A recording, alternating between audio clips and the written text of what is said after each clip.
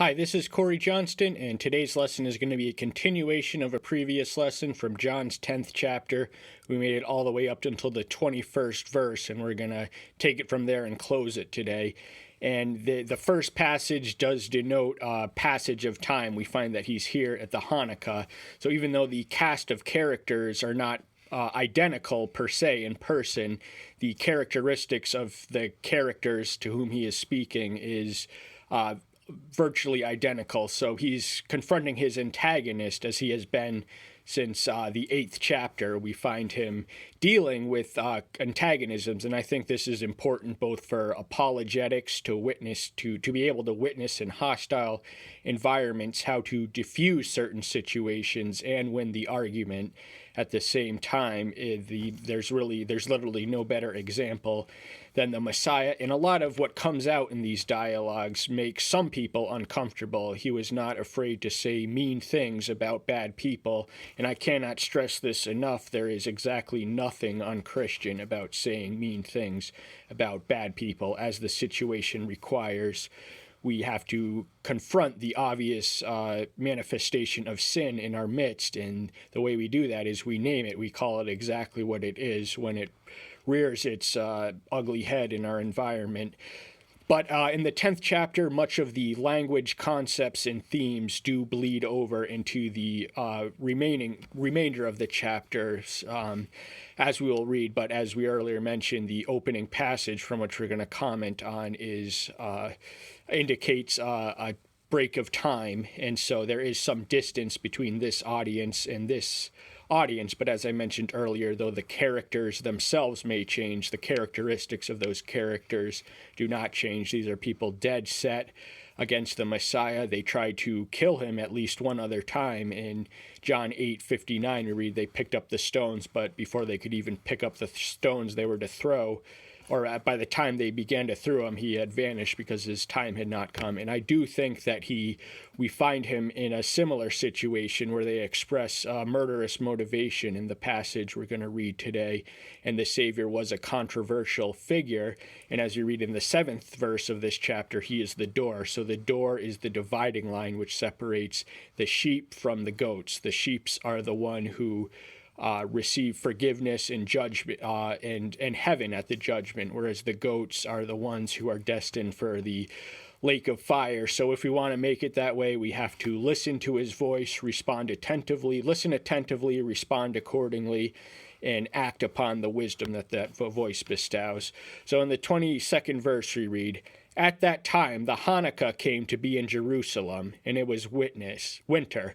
So Hanukkah is an intertestamental an origin holiday which was celebrated in the winter. It commemorates the bravery of Judas Maccabeus, who successfully, when the abomination alluded to by Daniel is one of the Greek rulers, the dynasty who was ruling over Judea, tried to sacrifice pigs on the temple altar, and this was an utter insult to Judaism, to devote their temple, their pride and joy, to something which was dedicated to Zeus, and to whom pigs, the filthiest animal in the Levitical law, were sacrificed on. This would have been something which demanded resistance and rebellion, because the Jewish foreigners rulers were not at this point respecting their religion. And there comes a time when you have to you can either obey man or obey Elohim. So the trick in the balance is to always and only obey man, in as much as it is in the will of the Father. But it would have been commemorated. They did triumph over their Greek rulers, and they did somewhat restore the Jewish national independence. And it's commemorated in 2 books in what is known as the Apocrypha, or the Deuterocanonicals. And the writer of that clearly does not speak with the confidence of an inspired writer. He says so much plainly in one of the closings. He says, "I hope I have conveyed this to a decent spectacle," or something proximate to that sentiment. but it's still useful to read because this was a important historical period, which explains much of the development between the Old Testament and the New Testament. So from the Old to the New, we have a 400-year gap that the Apocryphas help us bridge. And Joshua was walking in the temple, in the porch of Solomon. The temple and the synagogue is where he often preached and taught and performed works and wonders.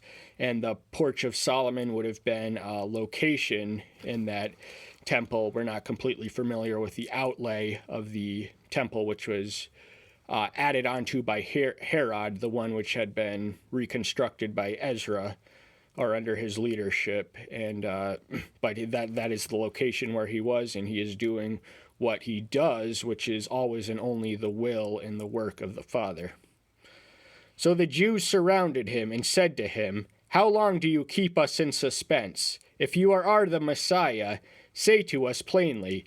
They had a sneaking suspicion that he was a blasphemer in their book and that he was a false messianic pretender according to their supposedly authoritative interpretations of the Old Testament, but they wanted him to come clean so that they could have a valid pretext. He had to an earlier audience of Jews, which would have denoted religious ruler Jews in John's gospel. In 859, remember earlier, they tried to kill him, or they at least picked up the stones. They were ready to do so. Joshua answered them, "I have told you, and you do not believe. The works that I do in my Father's name, they bear witness concerning me." So the great miracles which preceded him and which, in some sense, elevated the reputation of this man who was controversial in his teachings, because much of what he said was utterly heterodox to the prevailing rabbinical wisdom. And but the fact that he could do these miracles, they even in Matthew's account, we read in the 12th chapter that they tried to attribute the power to cast out demons through the power of Beelzebul. But these were clearly not an ordinary man, and his miracles, which are always done in never for the sake of Auk and Shaw in publicity or promotion, but always and only to do the Father's will. That is the sign that the sign is done in the Father's name and will, because miracles of the satanic variety can be shown for mere display, but it's always and only when it aligns with the will of the Father that it can be said to be a righteous miracle. But you do not believe, because you are not of my sheep. As I said to you, my sheep hear my voice, and I know them, and they follow me. So this builds on the concept expressed in the 7th verse, which he establishes the fourth or third of his I am statements. He identifies himself as the gate to the sheep. So as the gate, there's division around him. He is the center of controversy, which provokes the division. So a man making such claims can inspire one or two outlooks: that he means what he says, or he is a complete lunatic who has a self-aggrandizing conception of himself. But the fact that he lived so humbly and as a shepherd, and he was of the mind of a shepherd to a sheep, he literally dies for them, we read in the 17th verse of this chapter, and the 18th as well. I give them everlasting life, and they shall by no means ever perish, and no one shall snatch them out of my hands.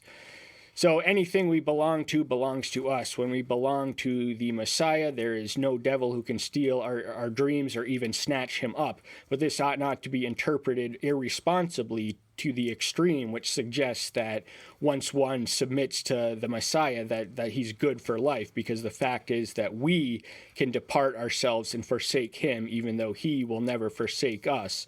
But the possibility is always real, alive, and present that we can depart from the duties and obligations of discipleship and kind of inflate a false assurance, which gives us an unreliable estimation of where we stand in the hands of the shepherd, who divides the goats and sheep accordingly.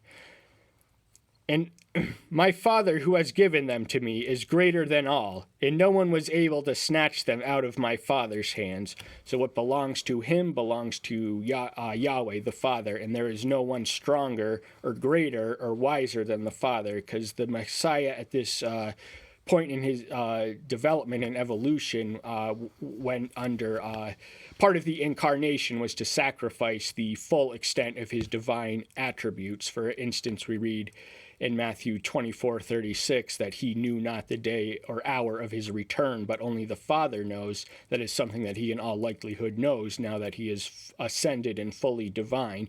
But in his human form, he was inferior to his Father in a lot of measures. I and my Father are one. Now, the irresponsible way to interpret this passage would be that they are one and the same, they are identical, they are singular in person. The one is best understood as in complete harmony and complete agreement. So as two divine beings, there exists mutually perfect harmony, so much so that one movement by the other cannot be resisted by any other of the members. And so there is always that smooth and irrevocable harmony and synchronized works which flow through divinity. Again, the Jews picked up stones to stone him. By the writing of that, we understand that this was not the first time that they had done so. They were mad and they were provoked to wrath by the anger that this man instilled in them with his claims, which they took personally because it did indict them but sadly it didn't convict them. Now, a self-righteous sinner, when he is exposed for his sins, will defend those sins and himself by connection to the death, whereas the one who is truly convicted will become aware of their existence and their evil potential and will amend accordingly. Yahshua answered them, Many good works I have shown you from my Father. For which of these works do you stone me? So he's questioning the reason why they were even stoning this maker of miracles, whose miracles had preceded them and had borne effective and consistent testimony to the fact that he was the operating hand behind his wonders was the Father in heaven, who he came to proclaim, who he came to express, who he came to point to, and ultimately bridge the gap between heaven and earth in humanity and divinity. The Jews answered him, saying, We do not stone you for a good work, but for blasphemy, and because you, being a man, make yourself Elohim. So they couldn't dispute or have any controversy or even pause to consideration what this man's miracles meant. As far as they concerned, the intolerable and unpardonable sin for them was in elevating himself to an essential equality with the Father in heaven, and he being a man. The Jews at this time would have had little scriptural inference that the Messiah would have been a man, or a divine man rather. And blasphemy, according to the Levitical law, Leviticus 24:16, was a sin punishable by death, and it was ultimately what they got him for when they snuck him into a tribunal by night, which was illegal to Jewish custom or legality, and got their witnesses against him were inconsistent. They couldn't agree to him, so they finally goaded him into saying, Are you the Messiah? And he says, I am. And you will see the Son sitting at the right hand of the Father coming in judgment for this generation. And then they had their pretext to kill him. Yahshua answered them, Is it not written in your own Torah, I say you are Elohim. This would have, the location of this passage is in Psalm 82:6, which is curious because he calls it the Torah when it would have been part of the writings, but in any case, that does not mean that it is not inspired and something they should have as Jews lived by. So the passage in Psalm 86:2 is a reference to the judicial system, which was established in Israel as Elohim and Yahweh's chosen people. They were supposed to represent him, and they were elevated to the task of stewards of his will and work on earth, and as such, they would have been lowercase Elohim, as this passage is careful to indicate. So that would have been translated as God with a lowercase g. And so there is a dangerous presumption in elevating ourselves to a literal equality with divinity. But I always like to think of the Father as one who is a royal democrat, a king who shares his court with his people, and he does share with us some of his eternal essence with us. So we even though we are never completely equal to him, we are in fact elevated by him. If he called them Elohim, to whom the word of Elohim came, and it is impossible for the scriptures to be broken. So the people to whom the word of Elohim came would have been the Jews. They alone, of all the civilizations of antiquity, had what is known as special revelation, which was their word and their law and their prophecy. And the Gentiles basically had natural revelation. They had the witness of God in creation and in their conscience, which functioned as a law of sorts of them. And he's establishing the fact that the scripture is irrevocable, its inspiration and authority can never be broken, it is as eternal as the Elohim from whom it springs. Do you say of him whom the Father made sacred and sent out into the world, you are blaspheming, because I said, I am the son of Elohim? So he's referring to himself because him was capitalized, ergo it would have indicated him being divine makes him entitled to the capitalization of the letter. So he's identifying himself as the one who was sent into the world to a lost and fallen humanity to bring them back to a Father in heaven whom they were estranged from and alienated from. And he came to the lost sheep of Israel, because the sad fact is that this moment in time, the majority of them were lost. So that necessitated his presence, and their deliverance could not be there without him. If I do not do the works of my Father, do not believe me. But if I do, though you do not believe me, believe the works, so that you know and believe that the Father is in me and I in him. So he does not do any work apart from the Father. The miracles he wields, the words he proclaims, the ministry he does is consistently and totally aligned with the will of the Father. But he has that intimate communion, which we ought to cultivate. It came supernaturally to him, but it can come to us with discipline and diligence to know and always be in the will of the Father. Now, we may not wield miracles. Not every saint is called to do so, only when completely necessary. But the fact that he did these miracles were to renounce them or resist them, or to object to them was to object, resist, and renounce the Father in heaven from whom they came. Therefore they were again seeking to seize him, but he went forth out of their hands. So even in his pre-resurrected form, space and time are no obstacle to the Messiah. The laws of physics indicated that under natural circumstances that they were trying to grab him by the throat, and he was suddenly out of reach for all intents and purpose, but he was a supernatural man who abided in a supernatural force, which enabled him to do supernatural things, such as prematurely escape the designated time of his death. And went once more to the other side of the Jordan, to the place where John was baptizing at first, and there he stayed. So after being in Jerusalem and Judah, it becomes too hectic by this point. This is the second time in commotion, at least, that we read that the Jews tried to kill him. So he had to get away from it all in order to rest, rejuvenate, and make his way back there eventually, where he would do what he needed to do. And then he came to him and said, John indeed did no signs, yet all that John said about this man was true.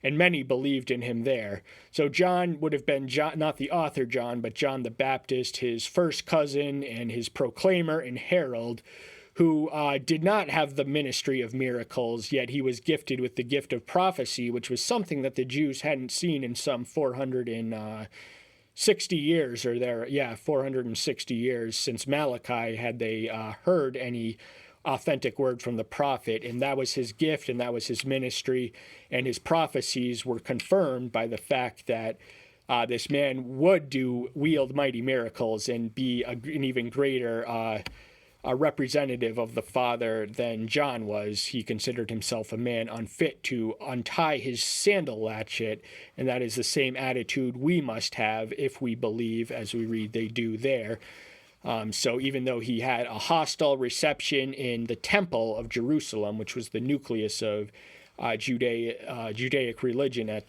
throughout their history, at least till it was destroyed, the movement and enthusiasm which generated around the new religion largely came from the outskirts of Jewish territory. And that's all the time we have for today. Thank you so much. I'm glad you're here. Stay tuned until next time. I'll see you then. Bye-bye.